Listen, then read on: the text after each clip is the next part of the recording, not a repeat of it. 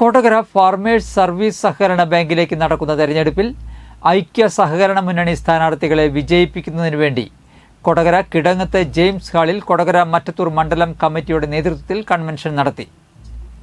കൊടകര മണ്ഡലം president V M Antony അധ്യക്ഷത വഹിച്ചു. ചാലക്കുടി എംഎൽഎ സനീഷ് കുമാർ ജോസഫ് ഉദ്ഘാടനം ചെയ്തു.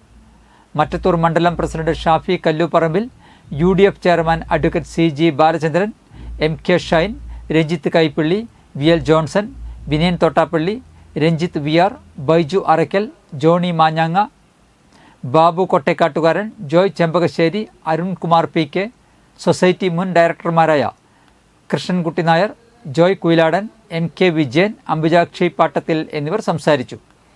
VM Antony, TG Ajo, Sadasivan Kuruvath, Jose Kochakkadan, Jomon Jose, Dinesh Puthuvath, Paul Pullokkaran, Sani master, Sudhakaran Thadathil, Mini Dasan, Lilly Joseph, Hima Joshi, Pranila Gireeshan എന്നിവരാണ് സ്ഥാനാർത്ഥികൾ.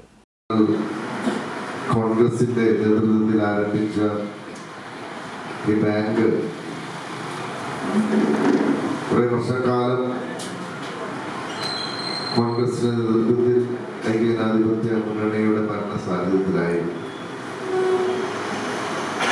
ഇപ്പോ 2002 ശേഷം നമ്മളുടെ തന്നെ ചില അഭിപ്രായ വ്യത്യാസങ്ങൾ കാരണം നമുക്ക് ബാങ്ക് നഷ്ടപ്പെട്ടു.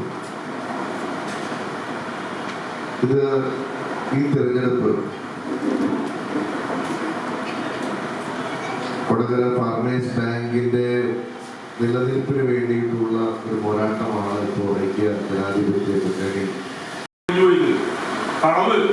അതും ഡയറക്ടർമാരെ അടിച്ചുമാറ്റി. ഈ അടിച്ചുമാറ്റാനൊക്കെ ഒരു പറ്റില്ലേ? 50 ലക്ഷം രൂപ 100 ലക്ഷം രൂപ അടിച്ചു മാറ്റുക എന്ന് പറഞ്ഞാൽ എന്താ സ്ഥിതി? ഈ ബാങ്കില് CPM അല്ലാത്ത ഒരാൾ ചെന്ന് കഴിഞ്ഞാൽ അവന്റെ തലമുടിയിലേക്ക് അവരെ പരിശോധിക്കും, എന്നിട്ട് അവന് ലോൺ കൊടുക്കുള്ളൂ. ഈ മറ്റേ ബാങ്കില് അടിച്ചു മാറ്റിക്കൊണ്ടുള്ള ഈ ബാങ്കില് ഒരു കുഴപ്പമില്ല. കളവ് നടത്തിക്കൊണ്ട ഈ ബാങ്കിനുള്ള 5 കോടി കൊടുക്കുക, അതുപോലെ